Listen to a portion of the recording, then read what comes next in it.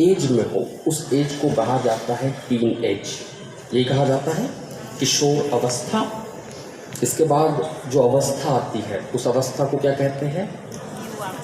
युवा अवस्था, young age. किस समय से शुरू होती है? 19 के बाद से। ऐसे ही होता है। आप लोग न्यूज़पेपर में जब भी आईएएस एग्ज़ाम का रिजल्ट देखते हैं तो उसमें जो भी टॉपर रहते हैं, टॉप 10, टॉप 20, टॉप 30, उसमें से 70% स्टूडेंट 21 वर्ष, 22 वर्ष, 23 वर्ष कुछ माह के रहते हैं। आप लोग न्यूज़पेपर जब भी पढ़ें, किसी टॉपर का जब इंटरव्यू छपता है तो उसको ध्यान से पढ़िएगा। मैं पढ़ता हूँ ध्यान से। ऐसा इसलिए होता है क्योंकि उन्होंने उनकी टीन एज जो रहती है, टीन एज मतलब किशोर अवस्था की उम्र, इसमें उन्होंने बहुत अच्छी मेहनत की रहती है। इसीलिए वो फर्स्ट और सेकंड अटेम्प्ट में आईएएस, आईपीएस या एनडीए के ऑफिसर्स, सीडीएस के ऑफिसर्स, अभी आपने थोड़ी देर पहले एक एग्जाम्पल के रूप में मैडम को ही देखा, 21 वर्ष कुछ माह की उम्र में मैडम प्रोफेसर बन गई थी। यही हुआ था। और मैडम ने ही आपका ध्यान कुछ चीज़ों पे आकर्षित कराया था। सबसे पहली चीज़, सोशल मीडिया से दूर रहना। इन्होंने जिन चीज़ों को फॉलो किया है वो उन्हीं चीज़ों को बताया और इन्होंने इनकी टीन एज में बहुत अच्छी मेहनत की थी, इसीलिए उनको रिजल्ट मिला। तो आप लोग भी अभी उम्र की उसी एज में आपके पूरे कैरियर का निर्माण यदि आपने सिर्फ 2-3 साल अच्छे से मेहनत करके किया तो आप जो प्राप्त करना चाहते हो वो कर लोगे। उसकी वजह ये है कि बहुत बार मैंने न्यूज़पेपर में रिसर्च में ये पढ़ा कि हम लोगों के पास जितना ब्रेन है उसका सिर्फ 2-3% ही हम यूज़ कर लें तो हम दुनिया की हर एक चीज़ को प्राप्त कर सकते हैं। आज तक की दुनिया में सबसे अधिक ह्यूमन ब्रेन का जिस व्यक्ति ने इस्तेमाल किया था उसका नाम था अल्बर्ट आइंस्टीन। उसने 10.6% अपने ब्रेन का यूज़ किया था।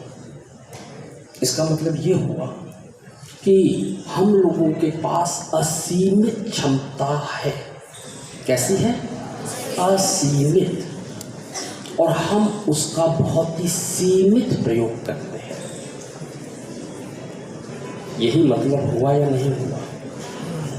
और पेपर में मैंने पढ़ा है, पेपर में जो रिसर्च आई है कि हम केवल 2-3% अपने ब्रेन का यूज़ कर लें तो आराम से जो चाहते हैं वो कर सकते हैं। लेकिन हमें इन सभी चीज़ों का सही डायरेक्शन में सही तरीके से प्रयोग करना है।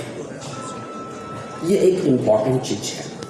तो आप जो भी, अब आप लोगों में से बहुत सारे लोग ऐसे होंगे, बहुत सारे बच्चे ऐसे होंगे जो ये चाहते होंगे कि हम आईएएस बने, जो ये चाहते होंगे हम पीएससी में एग्ज़ाम क्वालिफाई कर लें, जो ये चाहते होंगे हम प्रोफेसर में एग्ज़ाम क्वालिफाई कर लें, जो ये चाहते होंगे हम एनडीए, सीडीएस या कोई भी गवर्नमेंट जॉब, भले वो बैंक की हो, एसएससी की हो, कहीं की भी हो, एक जॉब मिल जाए। उस जॉब को प्राप्त करने के लिए आप अभी जो पढ़ाई कर रहे हो उसी को बहुत अच्छे से पढ़ना है। क्या करना है? उसी को बहुत अच्छे से पढ़ना है, क्योंकि यही वो बेस है जिस बेस से आप बड़े बड़े एग्ज़ाम को निकाल सकते हैं। आप लोग अभी मैथमेटिक्स पढ़ते होंगे, 10th तक तो है ही हर सब्जेक्ट के रूप में, 11th-12th में भी है, पढ़ते हैं सभी लोग। उसी मैथमेटिक्स को अच्छे से कॉन्सेप्ट के रूप में पढ़िए। ऐसे पढ़िए कि आपको कभी भी उस पढ़ी हुई मैथमेटिक्स का प्रयोग करने का अवसर मिले कॉम्पिटिटिव एग्जाम में तो उसका आप प्रयोग कर सकें। क्या कर सकें? प्रयोग कर सकें। यदि आप लाइफ साइंस पढ़ रहे हैं, बायोलॉजी पढ़ रहे हैं, तो उसको ऐसे पढ़ें कि वो अच्छे से कंठस्थ हो। कंठस्थ कैसे होगा? बार बार पढ़ने से, रिपीटेड स्टडी करने से। और ऐसा कहा जाता है आप जिस चीज़ को अभी पढ़ते हैं उसको यदि 24 घंटे के अंदर आपने एक बार रिवीजन कर लिया, अभी पढ़ा और जस्ट 24 आवर के बीच में एक बार आपने उसको रिवीजन कर लिया, तो वो चीज़ आपको बहुत लंबे समय तक याद रहती है, भूलते नहीं हैं। बहुत से बच्चे लोग ये प्रॉब्लम रहती है उनके साथ कि हम पढ़ते बहुत है लेकिन भूल जाते हैं। एक बार ऐसा करके देखिए, मैं ऐसा करता था जब मैं तैयारी करता था तो, ठीक है, तो हो सकता है आप लोगों को इससे कुछ फ़ायदा मिले। कैरियर विकल्प के रूप में आप लोग आपकी मन लगा के पढ़ाई कीजिए, गवर्नमेंट जॉब आपको मिल जाएगी, पर गवर्नमेंट जॉब रहती है लिमिटेड और जॉब पाने वाले लोग रहते हैं अनलिमिटेड। ऐसे में जॉब कितने लोगों को मिलेगी? कुछ चुनिंदा लोगों को।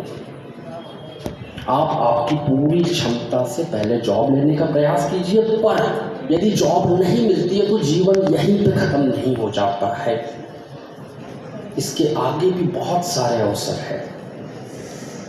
ये भी हो सकता है कि आप सोच रहे थे कि काश मैं बैंक की नौकरी करता हूँ, ये सोचते कि काश मैं कॉलेज में प्रोफेसर रहता, और आप मान लीजिए 1-2 नंबर से आपका चयन चूक गया, तो हताश होने की आवश्यकता नहीं। ये भी हो सकता है आप इनके जैसे 2-4 लोगों को अपनी कंपनी में नौकरी दें। दिस इज पॉसिबल, ऐसा होता है, ऐसा हुआ है, ठीक है, तो कहीं पे हताश नहीं होना है। हमारा विभाग स्वरोजगार, इससे मतलब क्या होता है? सेल्फ एम्प्लॉयमेंट, हमारा खुद का काम, हम अपने काम के ऑनर है, इसे कहते हैं सेल्फ एम्प्लॉयमेंट।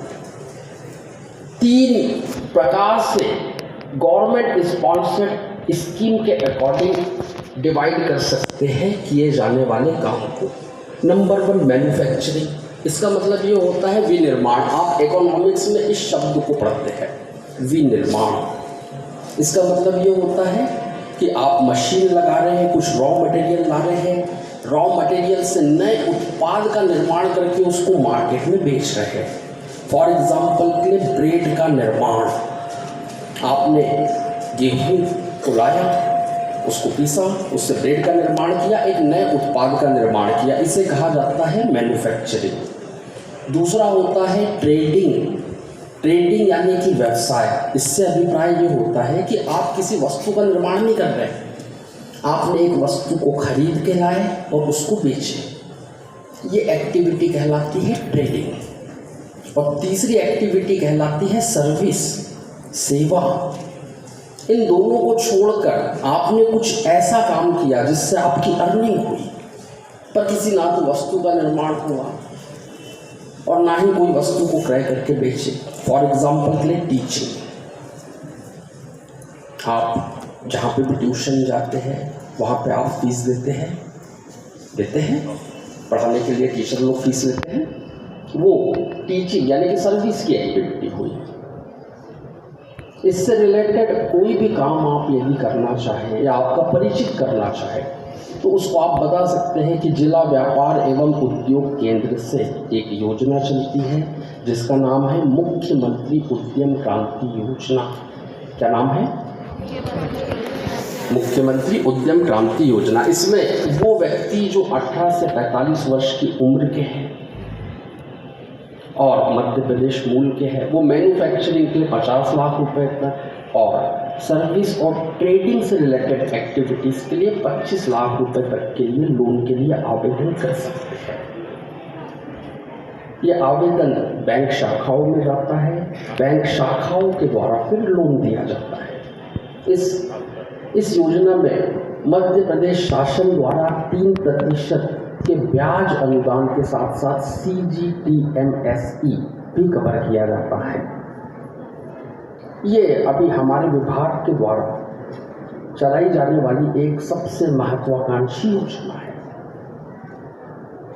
इसके अलावा हमारे विभाग में कुछ और भी काम होते हैं, उनके बारे में भी आप संक्षिप्त में सुन लीजिए, हो सकता है आपके कभी काम में आ जाए। वो एक होता है MSME प्रोत्साहन नीति।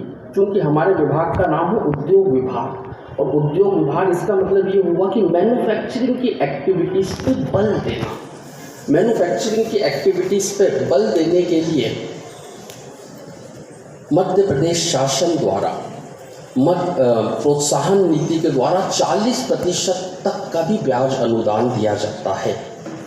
यदि कोई मैन्युफैक्चरिंग प्लांट है वो लगा रहा है तो उसको जितनी उसकी कॉस्ट है उस पर 40% तक का भी अनुदान दिया जाता है। ऐसी भी योजना है हमारे विभाग में।